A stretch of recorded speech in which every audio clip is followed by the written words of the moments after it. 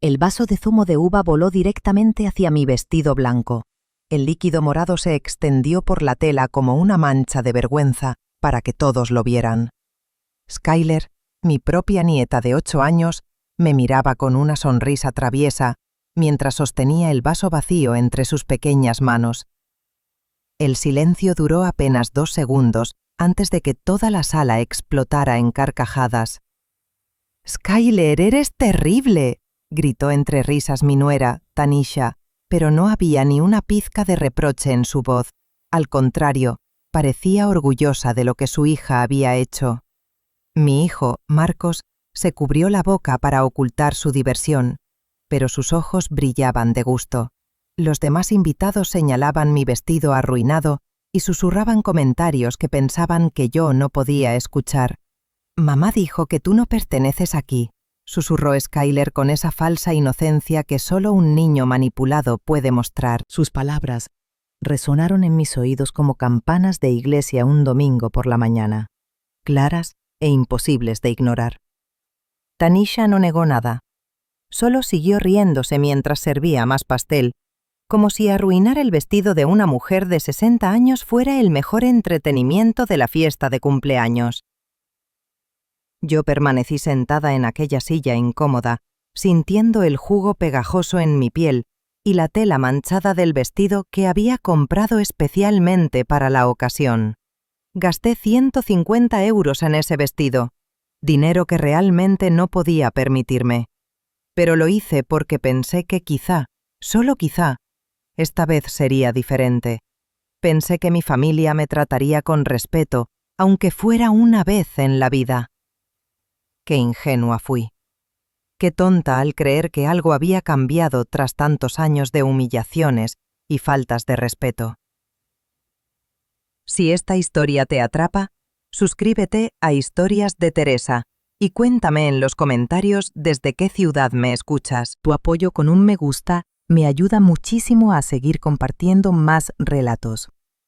Mis manos temblaban ligeramente al levantarme de la silla, pero mantuve la cabeza erguida. No iba a darles la satisfacción de verme derrumbarme.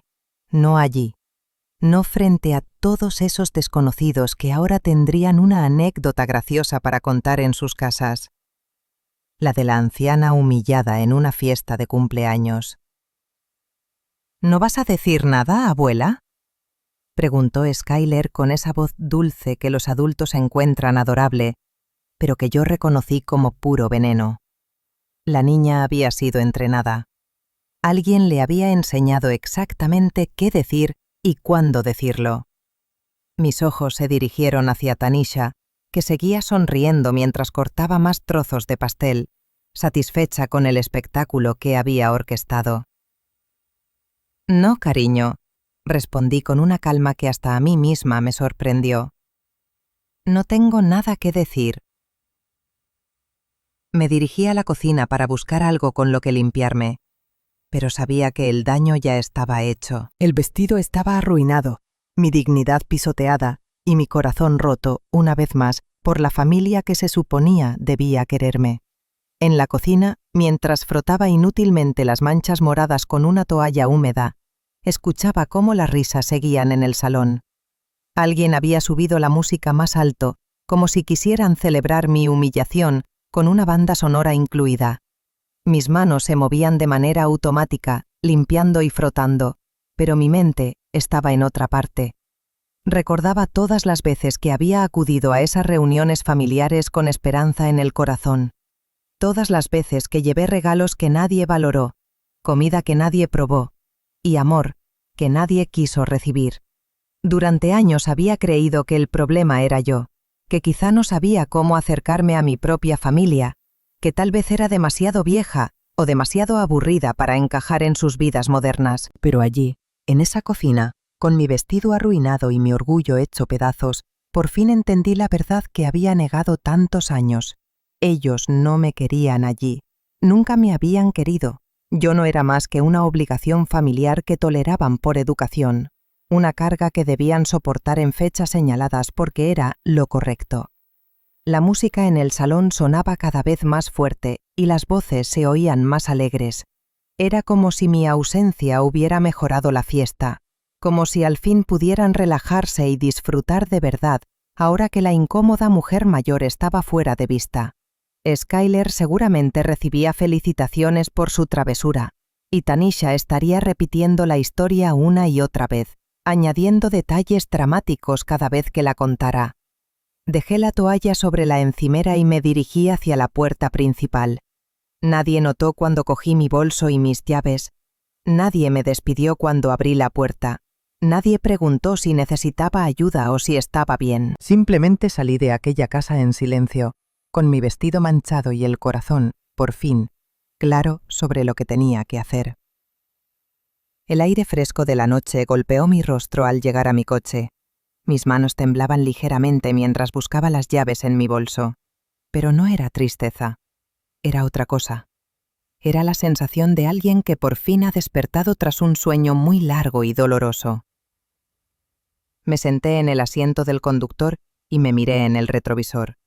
La mujer que me devolvía la mirada tenía los ojos secos y una expresión que no había visto en años. Determinación. Eso era lo que veía en mi reflejo. Una determinación fría, como el hielo de diciembre. No era la primera vez que mi familia me trataba como si fuera invisible.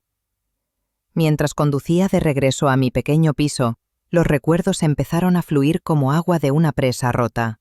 Cada semana, durante los últimos 5 años, se había repetido el mismo patrón de humillaciones. Las invitaciones siempre llegaban en el último momento, como si yo fuera un pensamiento de última hora. «Mamá, ven a cenar el domingo. Nada especial, solo la familia». Pero yo sabía que nunca era nada especial para ellos. Yo era el relleno, la pieza que completaba el número de sillas para que la mesa no pareciera tan vacía. Siempre llegaba con algo hecho en casa. Un postre que me había llevado horas preparar o un aperitivo que había visto en una revista y quería probar. Gastaba entre 30 y 50 euros cada vez en ingredientes que realmente no podía permitirme, despertándome a las 5 de la mañana para tenerlo todo listo. Y siempre pasaba lo mismo. Mi comida quedaba en un rincón de la mesa, mientras todos corrían hacia el plato principal que traía otro invitado. «¡Qué rico se ve esto!», decían, ignorando completamente mi esfuerzo. Al final de la tarde, mi tupper siempre volvía conmigo casi intacto, con apenas 1 o 2 porciones tomadas por pura cortesía. Reporté el cumpleaños de Marcos el año pasado. Había gastado 200 euros que no tenía en un reloj que él había mencionado querer. Tomé 2 autobuses para llegar hasta la joyería del centro porque no podía pagar un taxi. Y regresé a casa con los pies hinchados, pero con el corazón lleno de expectativas. Pensé que, quizá, mi regalo sería el que más lo emocionara. Cuando llegó el momento de abrir los presentes, Marcos abrió el mío al final, casi como una formalidad. «Gracias, mamá», murmuró sin siquiera mirar bien el reloj, y lo dejó sobre la mesa para seguir con el regalo de Tanisha. Ella le había comprado una camisa que costaba la mitad de lo que yo había gastado, pero él se la probó de inmediato y pasó el resto de la tarde mostrándosela a todos los invitados. Mi reloj quedó olvidado entre el papel de regalo arrugado y las servilletas usadas. Nadie más lo vio. Nadie preguntó cuánto había costado o de dónde lo había conseguido. Para ellos, no era más que otro obsequio de la vieja Teresa, algo que daban por sentado, algo esperado, pero que no despertaba emoción ni gratitud. Las celebraciones de Skyler eran aún peores. Cada vez que tenía una obra en la escuela o una competición de natación, yo era la única que no recibía una invitación formal. Me enteraba por casualidad, al escuchar a Marcos mencionarlo por teléfono, y tenía que pedir con timidez si podía asistir. «Claro, mamá, ven si quieres», respondía siempre con ese tono que dejaba claro que mi presencia era opcional y no especialmente deseada. Llegaba a esos eventos con flores compradas con el dinero de la compra, sentándome en la última fila, mientras Marcos y Tanisha ocupaban los mejores asientos en primera fila. Cuando Skyler subía al escenario o al podio, yo aplaudía más fuerte que nadie, con el corazón rebosante de orgullo por mi única nieta. Pero después, cuando todos se reunían para las fotos familiares, yo siempre quedaba fuera del encuadre. Es solo para los padres, explicaba Tanisha con esa sonrisa falsa que había perfeccionado con los años. Yo me apartaba y observaba cómo posaban para decenas de fotos que luego subían a las redes sociales. En ninguna de esas imágenes había prueba de que Skyler tuviera una abuela que la adoraba y que había estado allí, apoyándola desde las gradas. Las reuniones familiares de los domingos en casa de Marcos eran verdaderos ejercicios de resistencia emocional. Yo llegaba puntual, a las 12 en punto, como siempre me habían enseñado que era correcto, pero la comida nunca estaba lista hasta las 3 de la tarde. Mientras esperaba, me sentaba en la sala, viendo a Marcos jugar videojuegos con Skyler o a Tanisha hablar por teléfono con sus amigas sobre planes en los que yo nunca estaba incluida. ¿Puedo ayudar en algo en la cocina?, ofrecía siempre. Pero Tanisha me rechazaba con un gesto de la mano. No te preocupes, Teresa, todo está bajo control.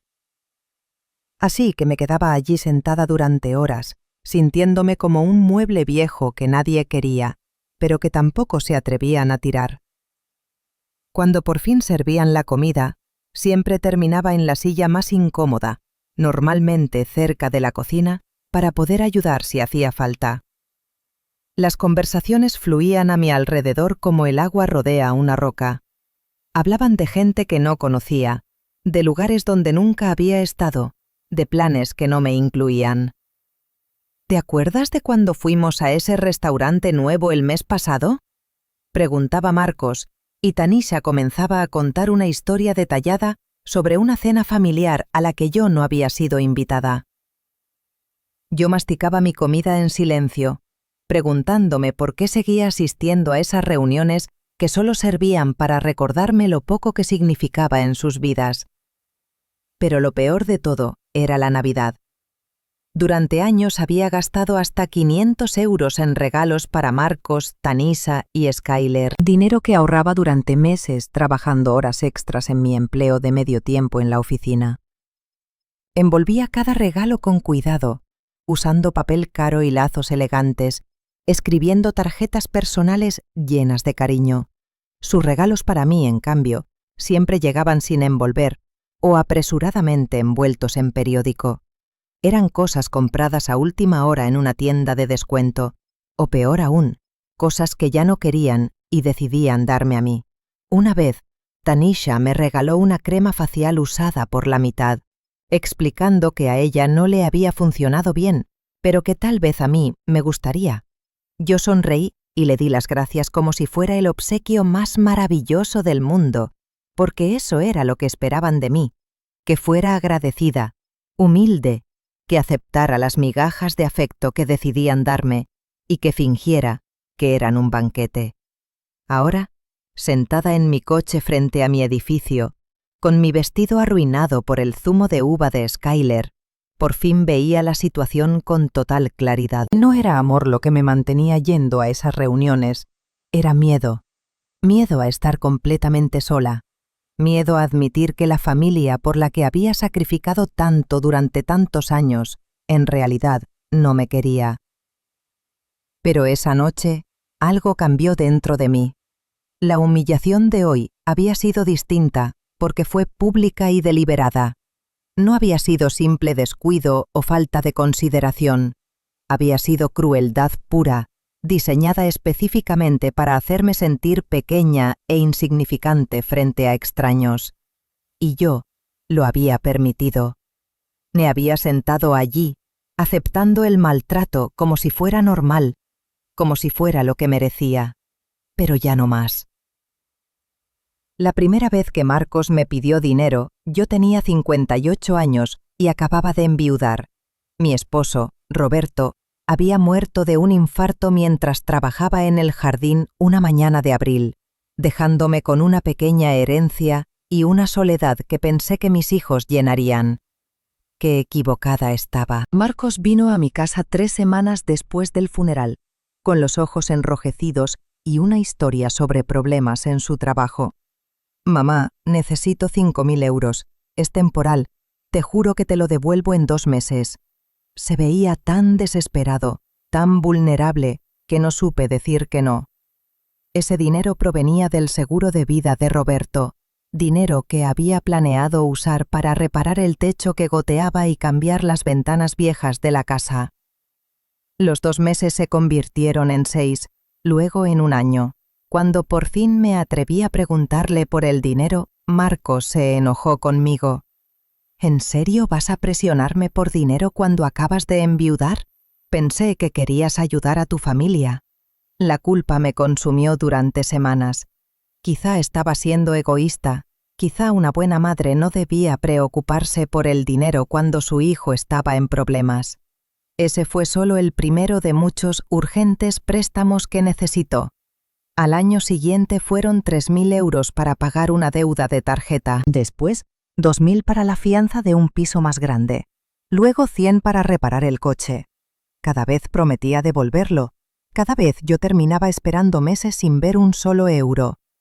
Pero lo que más dolía no era perder el dinero, era la forma en que me trataban después de cada ayuda. En lugar de gratitud, recibía indiferencia.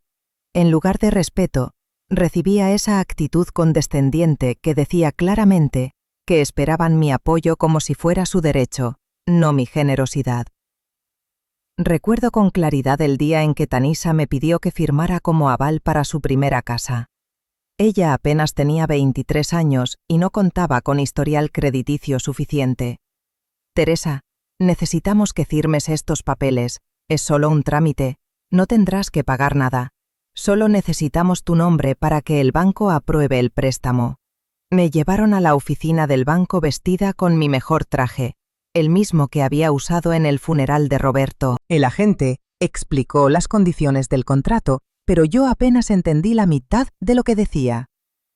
Marcos y Tanisha me aseguraron que era rutinario, que miles de padres lo hacían por sus hijos todos los días. «Solo firma aquí, mamá. Confía en nosotros». Y firmé. Firmé porque quería creer que al fin me veían como una parte importante de sus vidas. Firmé porque pensé que tal vez así me valorarían más. Firmé porque una parte ingenua de mí creía que eso me convertiría en una abuela que Skyler recordaría con cariño cuando fuera mayor. Durante los 2 primeros años, todo pareció ir bien. Marcos tenía un empleo estable en una constructora local y Tanisha trabajaba medio tiempo en una tienda. Pagaban puntualmente las cuotas del préstamo y yo me sentía orgullosa de haberlos ayudado a conseguir su primera casa. Por fin había hecho algo concreto por mi familia, algo que realmente importaba. Pero entonces Marcos perdió su trabajo. La empresa quebró durante la crisis económica, dejando a decenas de empleados sin trabajo ni prestaciones. De repente, las cuotas de la hipoteca se volvieron imposibles de mantener. Y me enteré no porque ellos me lo dijeran, sino porque el banco me llamó como avalista. «Señora Dri, los pagos de la propiedad de la avenida Olmo llevan 3 meses de retraso. Si no se ponen al día de inmediato, tendremos que proceder con la ejecución hipotecaria». La voz del empleado del banco era fría y profesional, pero sus palabras me golpearon como un martillazo en el pecho. Cuando enfrenté a Marcos por la situación, me gritó por primera vez desde que era adulto. «No es mi culpa haber perdido el trabajo. ¿Crees que quería que esto pasara? ¿Y ahora vienes a presionarme como si fuera un criminal?» Tanisha estaba detrás de él, con Skyler en brazos, mirándome como si yo fuera la culpable de todos sus problemas. Aquella noche fui a casa y calculé exactamente cuánto dinero me quedaba. Si pagaba los 3 meses de atraso, me quedaría con menos de 1.000 euros en mi cuenta de ahorros. Pero si no pagaba, perderían la casa y mi crédito quedaría arruinado para siempre. No tenía opción real. Pagué los 8.000 euros que debían, vaciando prácticamente todas mis reservas de emergencia. Ellos me dieron las gracias. Marcos murmuró un gracias sin mirarme a los ojos. Tanisha ni siquiera eso. Actuaron como si hubiera sido mi obligación, como si haber firmado como aval automáticamente me convirtiera en responsable de sus errores financieros. Y lo peor era que, técnicamente, tenían razón. Los meses siguientes fueron un infierno de llamadas constantes del banco. Cada vez que Marcos y Tanisha se retrasaban en un pago, yo era la primera en enterarme.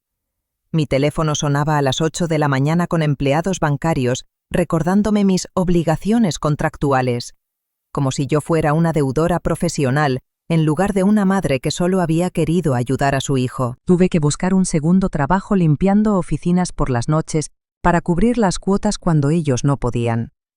Llegaba a casa a las 11 de la noche con la espalda dolorida y las manos agrietadas por los productos de limpieza, todo para mantener a flote una casa en la que no era bienvenida, porque esa era la última humillación, después de todo el dinero que había puesto. Después de arriesgar mi estabilidad financiera por ellos, yo seguía siendo tratada como una visita incómoda. Nunca me ofrecieron una llave, nunca me dijeron, esta también es tu casa. Nunca reconocieron que, sin mi sacrificio, estarían viviendo en un piso de alquiler o de vuelta con sus padres. La situación empeoró cuando decidieron remodelar la cocina. Es una inversión, explicó Marcos cuando me pidió otros 4.000 euros para nuevos muebles y electrodomésticos. ¿Va a aumentar el valor de la propiedad? Sabía que era mentira, sabía que simplemente querían una cocina más bonita y esperaban que yo la pagara, pero me sentía tan atrapada en ese momento que acepté. Trabajé turnos dobles durante 6 meses para reunir ese dinero. Mis pies se hinchaban tanto que tenía que dormir con las piernas en alto, y desarrollé un dolor crónico de espalda que todavía me acompaña hoy. Todo para pagar los muebles de madera que Tanisha había visto en una revista y decidió que necesitaba en su cocina. La inauguración de la nueva cocina fue una fiesta para 30 personas, a la que yo no fui invitada. Me enteré de aquella fiesta por las fotos que Marcos subió a Facebook, donde todos aparecían brindando y celebrando la cocina que yo había pagado. En una de las imágenes, Tanisha posaba orgullosa junto a la nueva isla de granito, con una copa de vino en la mano y una sonrisa radiante. Esa noche llamé a Marcos para preguntarle por qué no me habían invitado. «No pensamos que te interesara, mamá. Tú sabes que no te gustan las multitudes». Era mentira, y los dos lo sabíamos. La verdad era que mi presencia habría resultado incómoda. ¿Cómo podían presumir de su nueva cocina delante de sus amigos si la mujer que realmente la había financiado estaba allí para recordarles la realidad? Fue la primera vez que realmente consideré la posibilidad de que mi familia me estaba utilizando. Pero incluso entonces, incluso con todas las pruebas frente a mis ojos, encontré maneras de justificar su comportamiento. «Son jóvenes», me decía. «Aún no entienden el valor del dinero. Algún día me lo agradecerán de verdad». Qué ciega había estado. Qué desesperada por ser querida, que confundí ser explotada con ser necesaria. El momento en que todo cambió para siempre fue cuando Skyler cumplió 7 años. Había planeado esa celebración durante meses, ahorrando cada céntimo posible para comprarle el regalo perfecto. Sabía que a Skyler le encantaban los caballos, así que gasté 300 euros en una casa de muñecas temática que vi en una juguetería del centro. Era una pieza preciosa, con establos en miniatura, caballitos de distintos colores e incluso diminutas sillas de montar de cuero. La noche anterior a su cumpleaños, trabajé hasta las 2 de la mañana, envolviendo cada pequeño accesorio por separado, para que Skyler tuviera muchos paquetitos que abrir.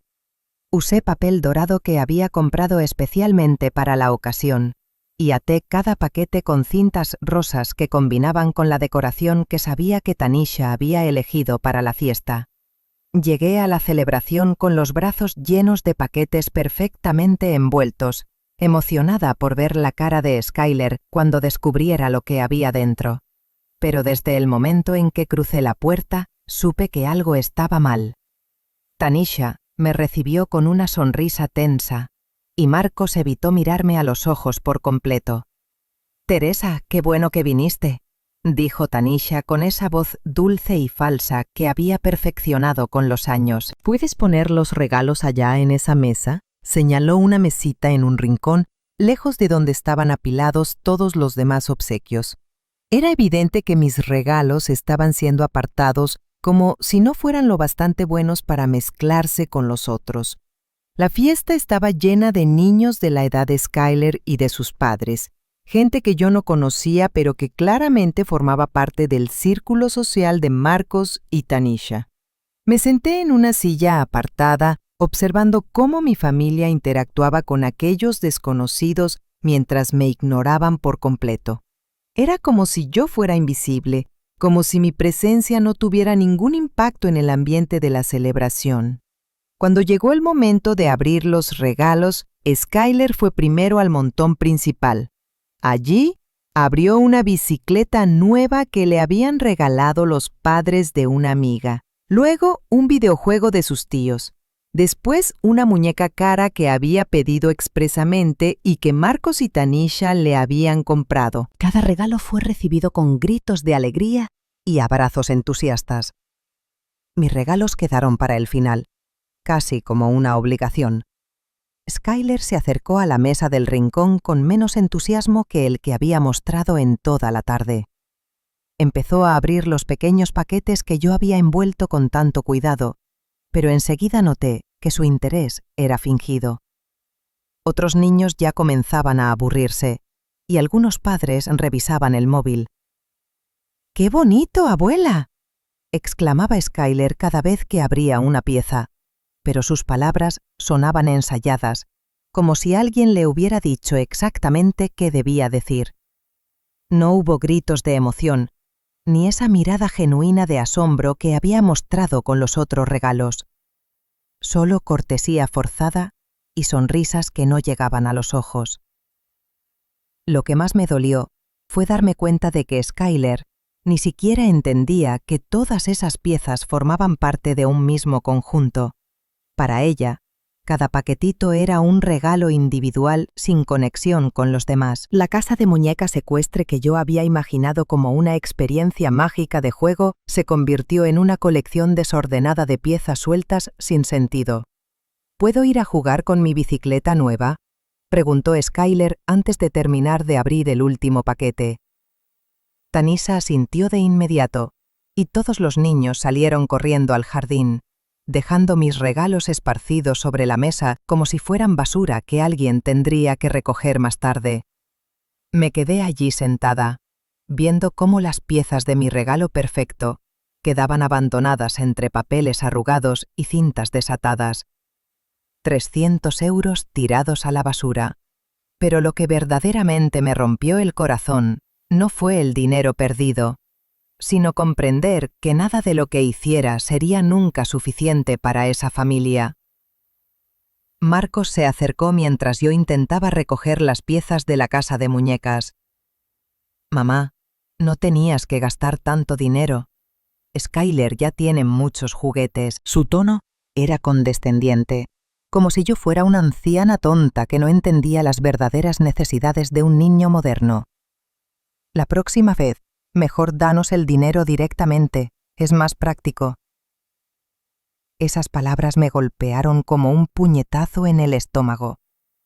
Después de años de préstamos, avales y sacrificios financieros, Marcos tenía la desfachatez de sugerir que simplemente les diera dinero, en lugar de molestarse en buscar regalos con significado. Para él, yo no era más que un cajero automático con piernas. Aquella noche, cuando regresé a casa con los restos de la casa de muñecas que Skyler había abandonado, me senté en mi cocina y lloré por primera vez en meses. No lloré por el dinero gastado, ni por el regalo rechazado. Lloré porque por fin entendí que no era una abuela querida en esa casa. Era simplemente una proveedora conveniente de dinero, toledada mientras resultara útil económicamente. Los meses siguientes fueron una sucesión de peticiones cada vez más descaradas. Marcos necesitaba dinero para arreglar el aire acondicionado. Tanisha quería que pagara las clases de piano de Skyler. Skyler necesitaba ropa nueva para el colegio privado al que habían decidido enviarla sin consultarme, aunque yo estaba pagando una parte importante de sus gastos educativos. Cada petición venía acompañada de la misma actitud. Era mi responsabilidad como madre y abuela proveer ese dinero. Nunca se presentaban como favores ni como préstamos que algún día serían devueltos. Eran exigencias disfrazadas de lo normal en una familia. La gota que colmó el vaso llegó cuando Tanisha me pidió que pagara sus vacaciones familiares de verano. «Skyler nunca ha estado en la playa», explicó con esa voz manipuladora que había perfeccionado. «Todos sus amigos irán este verano con sus familias. No queremos que se sienta excluida». El paquete costaba 2.500 euros. Era dinero que no tenía sin vaciar por completo mi cuenta de emergencias, pero la presión emocional era enorme. La imagen de mi nieta quedándose fuera de las conversaciones con sus compañeros me destrozaba el corazón. ¿Qué clase de abuela permitiría que su nieta se perdiera experiencias importantes por culpa del dinero? Pagué aquellas vacaciones, trabajando turnos extra durante 3 meses para cubrir el gasto sin quedarme totalmente sin ahorros. Y mientras yo fregaba oficinas hasta que me dolían las rodillas, mi familia disfrutaba de una semana en las Bahamas, subiendo fotos felices a las redes sociales desde restaurantes caros y playas paradisíacas. ¿Me invitaron a unirme? Por supuesto que no. «No pensamos que te interesara, mamá. Tú no eres de playa», me explicó Marcos cuando volvieron, bronceados y relajados, como si el hecho de que yo hubiera financiado todo el viaje no me diera siquiera derecho a ser considerada. Fue entonces, viendo aquellas fotografías de unas vacaciones pagadas por mí pero sin mí, cuando algo dentro de mí se rompió, definitivamente. No era amor lo que sentía por esa familia. Era una adicción a ser necesitada, una desesperación por mantener algún tipo de vínculo, aunque fuera tóxico y unilateral. Y ahora, después de la humillación de aquella noche, después de que Skyler me arrojara zumo de uva delante de extraños mientras toda mi familia se reía, había llegado el momento de la verdad. Ya no podía engañarme pensando que las cosas mejorarían o que algún día me agradecerían de verdad todo lo que había sacrificado por ellos. Era hora de que aprendieran cuánto dependían de la vieja Teresa, a la que tanto les gustaba humillar. El lunes por la mañana me desperté con una claridad mental que no había sentido en años. No había llorado durante la noche ni perdido el sueño preguntándome si quizá había exagerado en la fiesta. Por primera vez en mucho tiempo, sabía exactamente lo que tenía que hacer y cómo iba a hacerlo. Desayuné tranquila mientras revisaba todos los documentos que había guardado en mi caja de seguridad durante los últimos 6 años. Contratos de préstamos, recibos de transferencias bancarias, papeles de la hipoteca y comprobantes de pagos que yo había hecho en nombre de Marcos y Tanisha. Era abrumador verlo todo junto. Había gastado más de 43.000 euros en total para mantener a flote la vida financiera de mi familia. Hice la primera llamada exactamente a las 9 de la mañana. Marqué el número del abogado Silas Jiménez, el mismo que había gestionado el testamento de mi difunto marido, Roberto. Silas tenía 72 años, pero su mente seguía siendo afilada como un bisturí. Durante los últimos años, había llevado algunos asuntos menores para mí, principalmente relacionados con mi seguro de vida y contratos laborales. «Buenos días, licenciado Jiménez. Habla Teresa. Necesito que me ayude con un asunto urgente de familia. Quiero revisar todas las implicaciones legales de retirar mi nombre como avalista de la hipoteca de la casa de mi hijo». Mi voz sonaba más firme de lo que había sonado en meses. Hubo una pausa al otro lado de la línea. Silas conocía a Marcos desde niño y sabía lo difícil que había sido mi situación financiera desde la muerte de Roberto. «Teresa, ¿Estás segura de que quieres hacer esto? Una vez que retires tu aval, el banco podría exigir el pago inmediato del saldo completo o iniciar la ejecución hipotecaria. Exactamente, respondí con una calma que me sorprendió. Eso es precisamente lo que quiero que ocurra. Le expliqué brevemente los acontecimientos del día anterior sin entrar en detalles emocionales, limitándome a los hechos concretos. Silas escuchó en silencio, haciendo preguntas puntuales sobre fechas y cantidades. Entiendo tu situación, Teresa. Déjame revisar los contratos originales y te diré qué opciones tenemos. Puedes venir a mi despacho esta tarde a las 3. Confirmé la cita y colgué, sintiéndome más viva de lo que me había sentido en años. La segunda llamada fue al banco donde Marcos y Tanisha tenían la hipoteca. Pedí hablar con el gestor que había llevado el caso original, un hombre llamado David Serrano, que conocía bien mi historial de pagos como avalista. Señora Teresa, ¿hay algún problema con el préstamo?, preguntó sorprendido. Los pagos de este mes están al día. No hay ningún problema con los pagos actuales, expliqué con calma. Simplemente quiero explorar mis opciones legales para retirarme como avalista. David me explicó que era técnicamente posible, pero que requeriría que Marcos y Tanisha calificaran por sí mismos para el préstamo o encontraran a otro avalista. Si no podían hacerlo, el banco tendría derecho a exigir el pago del saldo pendiente. ¿Cuál es el saldo actual del préstamo?, pregunté, aunque ya tenía una idea aproximada. 137.000 euros, señora Teresa. La cifra me impactó, aunque no debería haberme sorprendido. Entre la hipoteca original, las refinanciaciones y los intereses acumulados durante años de pagos irregulares, la deuda había crecido mucho. Entiendo.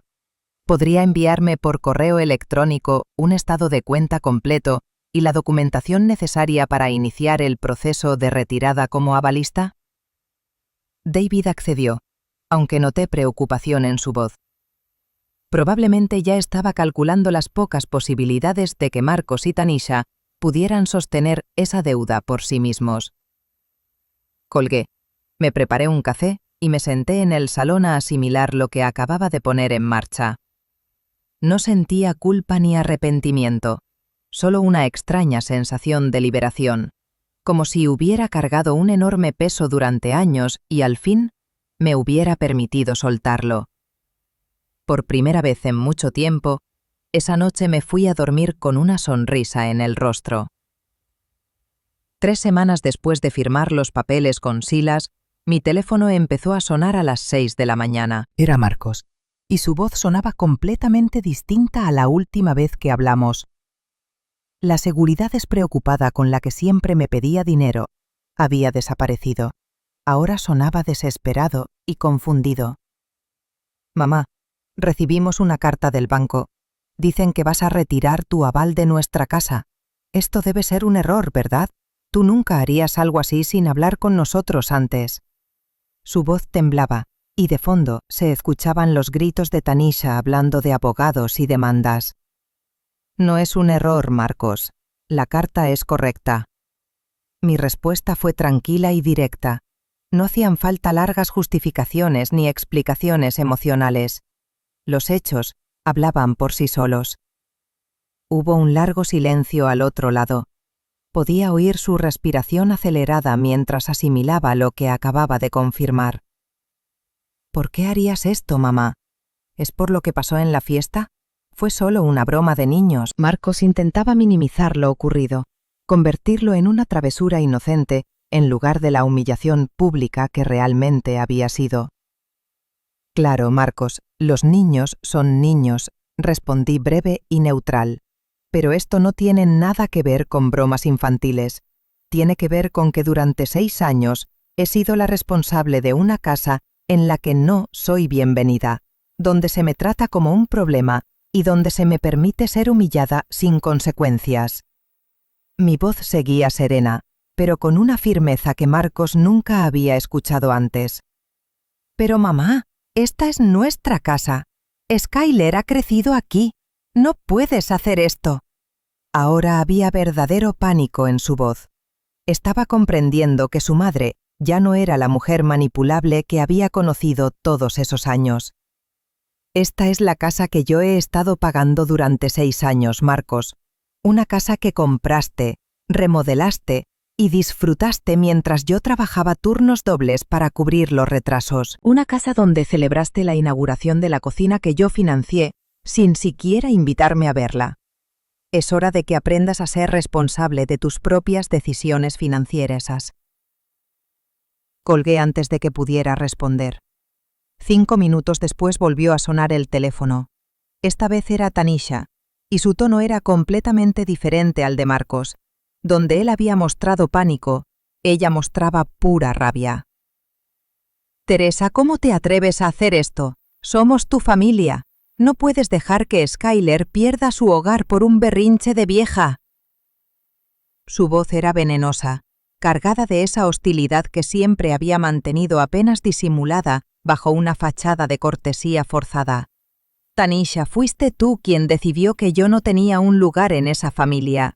Ahora vas a descubrir lo que se siente al vivir sin mi apoyo económico». Mi respuesta la enfureció aún más. «Eres una vieja egoísta y amargada. Siempre lo supimos, pero ahora lo estás demostrando. Vas a destruir la vida de tu propia nieta por venganza». Tanisha gritaba tan fuerte que tuve que apartar el teléfono de mi oído. La única que va a destruir la vida de Skyler es su propia madre, que prefirió gastar dinero que no tenía en lugar de enseñarle respeto por su abuela. Colgué de nuevo y esta vez desconecté el teléfono fijo. Durante los días siguientes intentaron de todo para hacerme cambiar de opinión. Marcos apareció en mi trabajo, esperándome en el aparcamiento con los ojos rojos y aspecto de no haber dormido en días. «Mamá, por favor, hablemos como adultos. Sé que estás dolida por lo que pasó, pero esto ya va demasiado lejos. Podemos arreglarlo». «Marcos, durante 6 años yo he actuado como adulta, trabajando horas extras para mantener tu casa mientras me tratabas como si fuera invisible. Ahora te toca a ti actuar como adulto y enfrentar las consecuencias de tus actos». No me detuve a escuchar su respuesta. Simplemente caminé hasta mi coche y me marché. El siguiente intento fue enviar a Skyler. Una tarde, al volver de trabajar, encontré a mi nieta sentada en las escaleras de mi edificio con el uniforme escolar sucio y los ojos llenos de lágrimas. Había caminado 8 calles desde su colegio hasta mi piso, algo que sus padres nunca habrían permitido en circunstancias normales. «Abuela, mamá dice que vas a hacer que perdamos la casa. ¿Es verdad?». Sus ojitos estaban rojos de tanto llorar y por un momento sentí un pinchazo de culpa en el pecho. Pero luego recordé cómo esos mismos ojos me miraron con desprecio cuando me arrojó el zumo de uva encima. «Skyler, dile a tu mamá que los adultos toman decisiones de adultos. Esta situación no es tu responsabilidad». La acompañé de regreso a su casa, manteniéndome firme a pesar de sus lágrimas y de sus preguntas inocentes sobre por qué la abuela ya no los ayudaba. Al llegar, Marcos y Tanisha nos esperaban en la puerta con expresiones que oscilaban entre la esperanza y la furia. «Mamá, mira lo que le estás haciendo a Skyler». «¿Esto es lo que quieres? ¿Ver a tu nieta sufrir?», dijo Marcos señalando a la niña que se aferraba a la pierna de Tanisha sollozando. «Lo que no quiero es ver a mi nieta crecer creyendo que está bien faltarle el respeto a los mayores porque sus padres lo permiten. Skyler sufre porque ustedes la están usando como un peón emocional en lugar de enseñarle que los actos tienen consecuencias». Esa misma noche alguien rayó mi coche.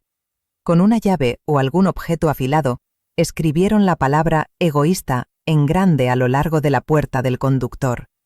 También me pincharon las 4 ruedas.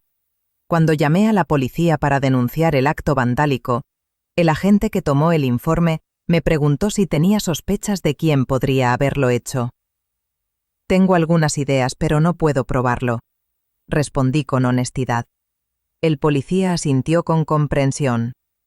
«Probablemente, Ya había visto casos similares de disputas familiares que terminaban en actos de vandalismo. Señora, le recomiendo instalar cámaras de seguridad si es posible. En este tipo de casos, las cosas suelen empeorar antes de mejorar. Sus palabras resultaron proféticas. La semana siguiente, alguien lanzó huevos podridos contra mi puerta. Después fueron globos llenos de pintura roja que reventaron en mis ventanas. Cada incidente era lo bastante pequeño como para que la policía no pudiera hacer gran cosa, pero lo bastante molesto como para dejar claro que alguien quería que me sintiera acosada en mi propio hogar. Marcos empezó a aparecer en los lugares donde yo trabajaba, esperándome afuera de las oficinas que limpiaba por las noches. Mamá, esto es ridículo. Somos familia. Las familias no se destruyen por malentendidos. Pero ya no sonaba suplicante. Ahora había una amenaza sutil en su voz, una insinuación de que las cosas podían empeorar si no cooperaba. Marcos, las familias tampoco humillan a sus madres delante de extraños.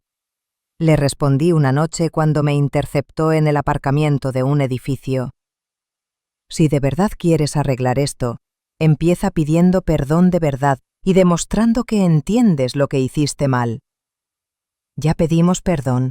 ¿Qué más quieres? Su frustración estaba llegando al límite. Marcos, nunca pediste perdón. Lo que hiciste fue minimizar lo ocurrido y decirme que era mi culpa por ser demasiado sensible. Mi respuesta lo enfureció visiblemente. Está bien, lo sentimos. ¿Contenta ahora? Ahora quita tu nombre del aval y deja de arruinar nuestras vidas. Gritaba tan fuerte que otros empleados salieron del edificio para ver qué pasaba. Eso no es una disculpa, Marcos. Eso es rabia disfrazada de remordimiento. Una disculpa real requiere entender por qué lo que hiciste estuvo mal y demostrar un cambio de conducta, no solo decir palabras porque quieres algo a cambio. Me alejé hacia mi coche, dejándolo gritando insultos en el aparcamiento. Esa noche, al llegar a casa, encontré todas las ruedas de mi coche rajadas y el parabrisas destrozado. Esta vez no había duda de que alguien había escalado la situación. La nota pegada a mi puerta lo confirmaba. Última oportunidad, vieja loca. Firma los papeles o las cosas se pondrán peor. Por primera vez en semanas sentí un momento de duda.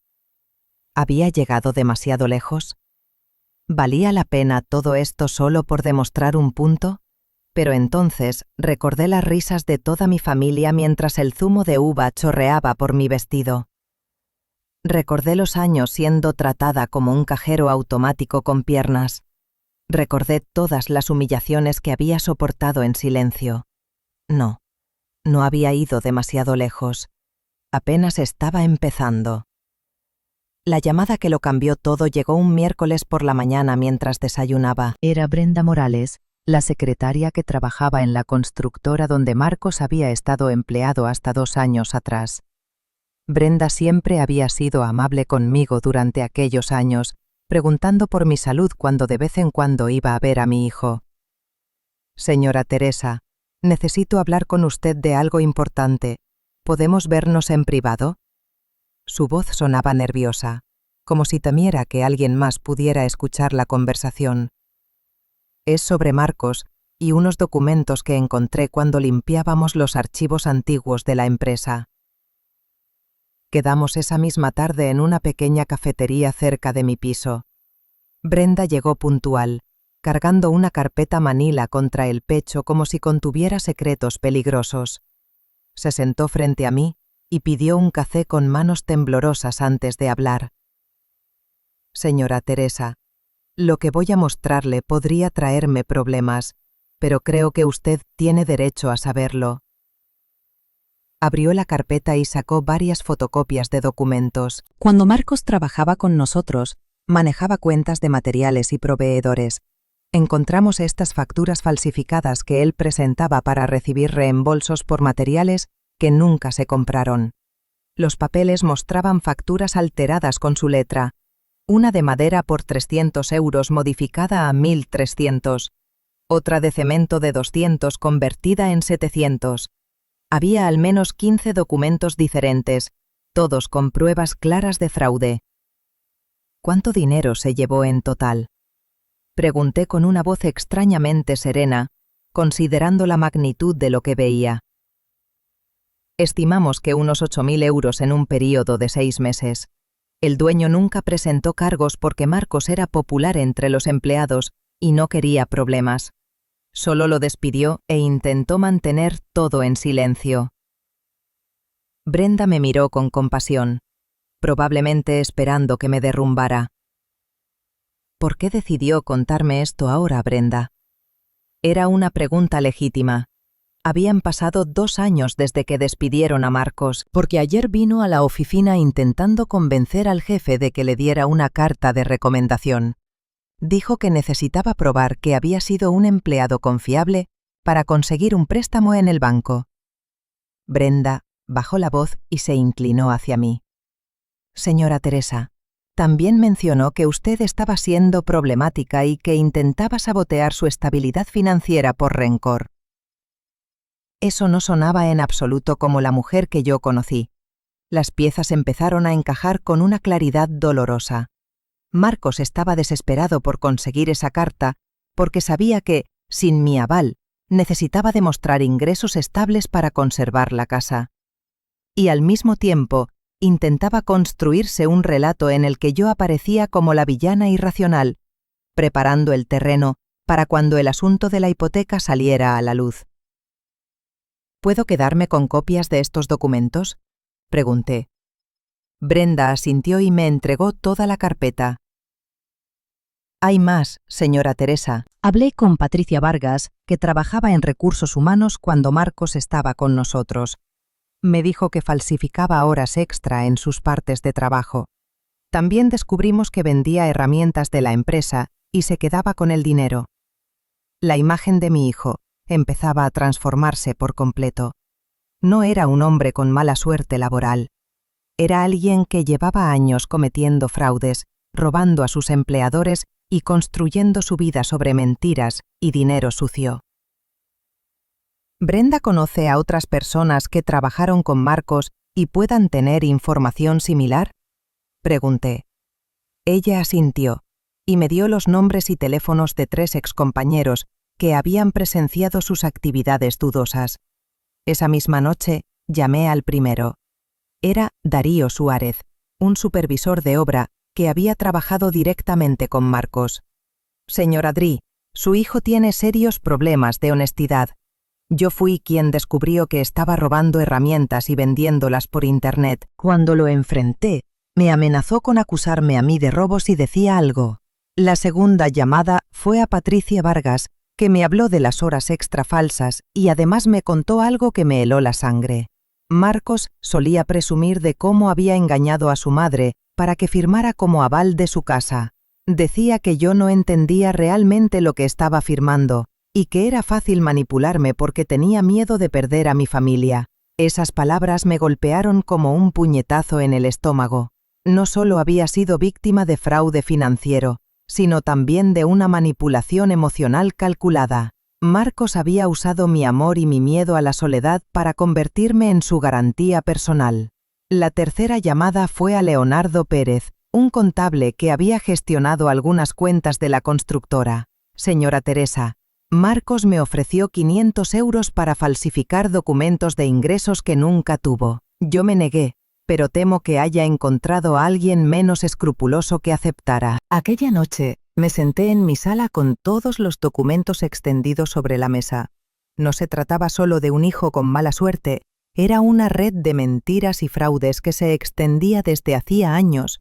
El dinero que yo le había dado para sus emergencias probablemente era necesario porque lo habían despedido por robar, no por mala fortuna. Al día siguiente fui a ver a Silas Jiménez con toda la información que había reunido.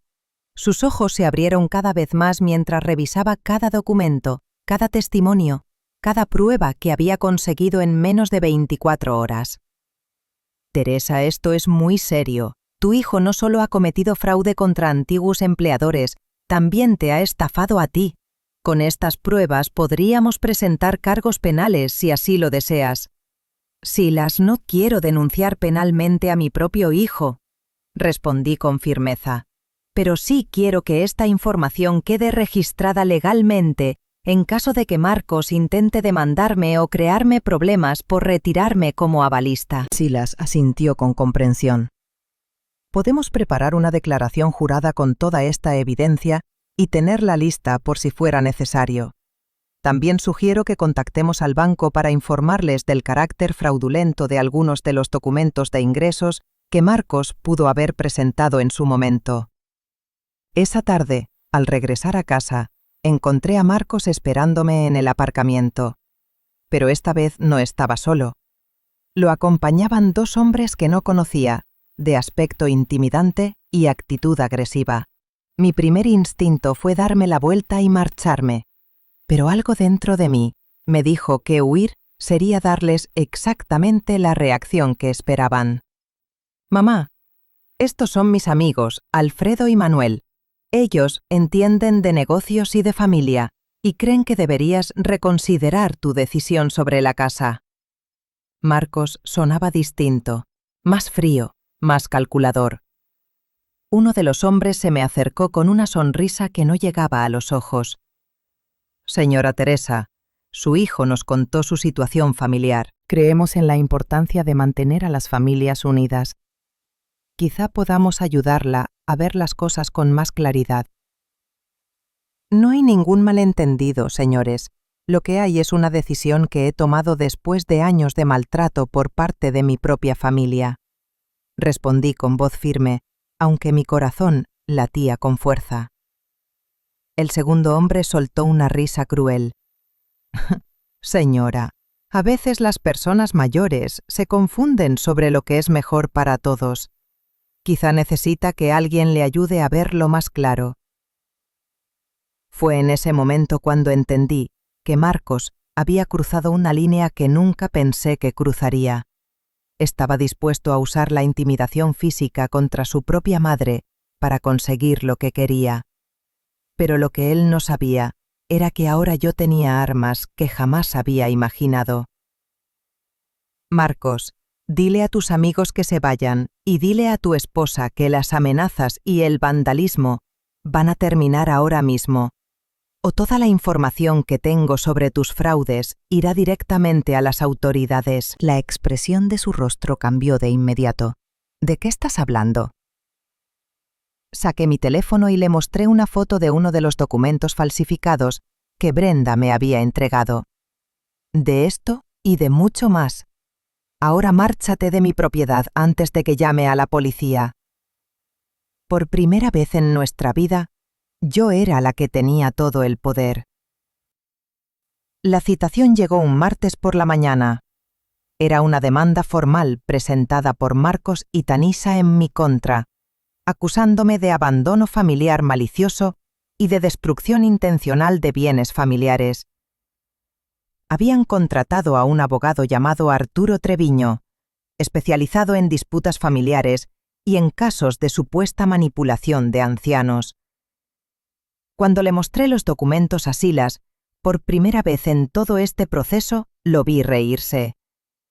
«Teresa, esto es exactamente lo que esperábamos que hicieran. Al demandarte, nos han abierto la puerta para presentar toda la evidencia que hemos reunido sobre los fraudes de Marcos». La demanda alegaba que yo había abusado de mi posición como avalista para manipular emocionalmente a una familia joven y que había usado el chantaje económico como venganza personal. Según el documento, yo era una anciana confundida y vengativa que estaba destruyendo la estabilidad de su nieta por resentimientos irracionales. «Silas, ¿de verdad creen que van a ganar este caso?», pregunté incrédula ante semejante absurdo. «No, Teresa, ellos no esperan ganarlo. Lo que esperan es presionarte para que te asustes y retires la cancelación del aval antes de llegar a juicio. Es una táctica de intimidación legal. Pero lo que no sabían, Silas organizó todos nuestros papeles sobre su escritorio, es que teníamos suficiente evidencia no solo para defendernos, sino para presentar una contrademanda por fraude y restitución. La preparación para el juicio tomó 3 semanas intensas. Silas contactó a Brenda Morales, Darío Suárez, Patricia Vargas y Leonardo Pérez como testigos. También obtuvo documentos oficiales del banco que mostraban todos los pagos que yo había cubierto como avalista en los últimos 6 años. Un total de 23.400 euros en cuotas que Marcos y Tanisha no habían podido pagar. El día del juicio llegué al tribunal con mi mejor traje negro y una carpeta llena de copias de toda la evidencia. Marcos y Tanisha estaban sentados al otro lado de la sala con su abogado, evitando mirarme a los ojos. Tanisha vestía un traje conservador y llevaba en el rostro una expresión ensayada de víctima, mientras que Marcos se veía tenso y nervioso. La jueza era una mujer de unos 50 años llamada Honorable Jueza Elena Torres. Había leído todos los documentos previos al juicio y parecía tener poca paciencia para los casos que consideraba disputas familiares frívolas. Su primera pregunta fue directa. Señor Treviño, explíqueme exactamente qué derecho violó la señora Dri al ejercer su facultad legal de retirarse como avalista de un préstamo hipotecario. El abogado de Marcos titubeó antes de responder. Su señoría, nuestra posición es que la señora Dri está usando este derecho legal con mala intención, con el objetivo específico de causar daño emocional y financiero a su familia. Entiendo su posición, señor Treviño, pero ¿puede citarme algún precedente legal que establezca que ejercer un derecho se convierte en ilegal dependiendo de las motivaciones emocionales de la persona? Preguntó la jueza con evidente desdén. El abogado balbuceó sin una respuesta clara. La jueza no parecía nada impresionada con los argumentos de la parte demandante. Cuando fue el turno de Silas para presentar nuestra defensa, comenzó mostrando la cronología completa de mi apoyo financiero a Marcos y Tanisha. Su señoría, la señora Dri no actúa por malicia, sino como lo haría cualquier persona razonable después de años de abuso financiero y emocional. Presentó copias de todas las transferencias bancarias que había hecho, de los pagos de hipoteca que yo había cubierto y de los préstamos que jamás fueron devueltos. La suma total ascendía a 43.200 euros en 6 años. Además, su señoría, hemos descubierto pruebas de que el señor Marcos Dri ha estado involucrado en actividades fraudulentas que afectaron directamente la capacidad de la señora Dri para tomar decisiones financieras informadas. La jueza asintió, visiblemente más interesada en nuestros documentos que en las vagas acusaciones de la otra parte. Después de revisar los expedientes, permitió que nuestros testigos declararan. Uno por uno, Brenda, Darío, Patricia y Leonardo testificaron sobre los fraudes, las horas extra falsas, la venta de herramientas y las facturas manipuladas.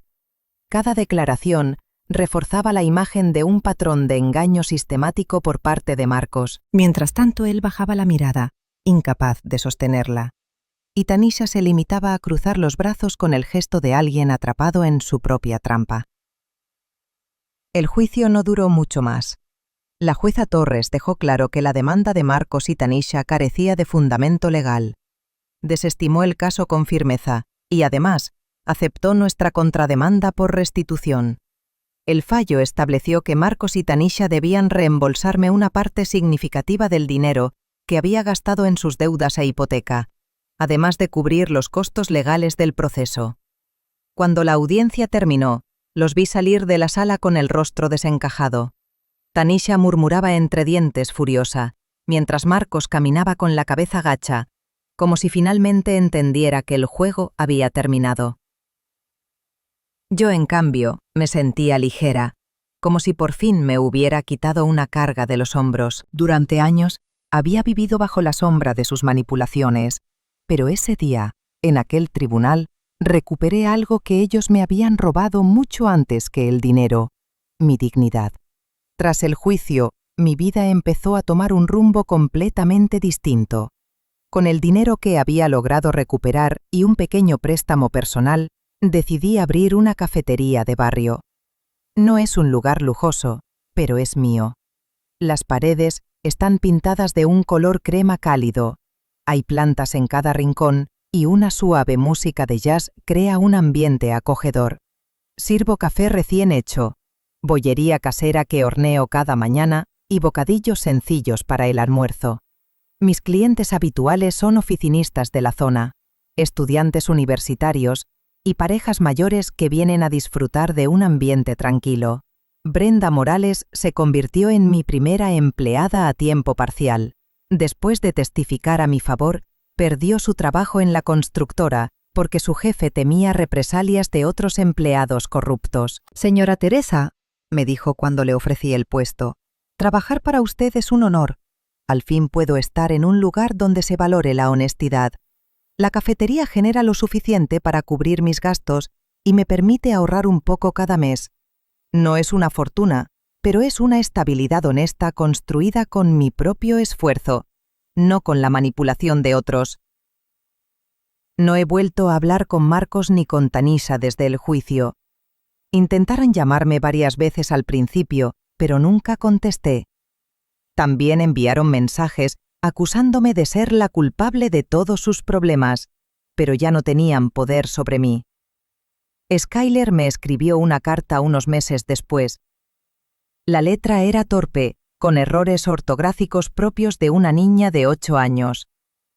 Abuela, mamá dice que tú eres mala, pero yo te extraño. ¿Podemos vernos algún día? Te quiero. Esa carta me rompió el corazón. Sabía que Skyler era víctima de todo esto tanto como yo. Una niña inocente usada como arma emocional en una guerra que jamás debería haber existido. Le respondí con cuidado, explicándole que siempre la querría y que cuando fuera mayor, si quería buscarme, yo estaría aquí para ella. No incluí reproches ni culpas en mis palabras, solo amor y la promesa de que sin importar lo que pasara, siempre tendría un lugar seguro conmigo. Guardo esa carta en mi mesilla de noche, como un recordatorio de por qué tomé la decisión más difícil de mi vida. A veces, mientras sirvo café en mi pequeña cafetería, pienso en todo lo que ocurrió, en cómo permití que me usaran durante tantos años por miedo a estar sola, en cómo confundí el abuso con amor y la dependencia con cercanía familiar. Hoy sé la verdad. El respeto no se mendiga, se exige. El amor verdadero no se compra con dinero ni sacrificios interminables. El amor verdadero se demuestra con actos de gratitud, con cuidado, con la voluntad de estar presente incluso cuando no hay nada que ganar a cambio. Mis clientes no saben mi historia completa. Para ellos, soy simplemente la señora Teresa, la dueña amable de la cafetería, que siempre tiene una sonrisa y una palabra cálida para cada uno. Y eso está bien. No necesito que todos sepan por lo que pasé. Lo importante es que yo lo sé. Y que, después de tantos años de sufrimiento, por fin encontré mi paz. Si esta historia te conmovió, suscríbete a Historias de Teresa. Cuéntame desde qué ciudad me ves y no olvides dejar un me gusta. Tu apoyo me ayuda a seguir compartiendo relatos que importan.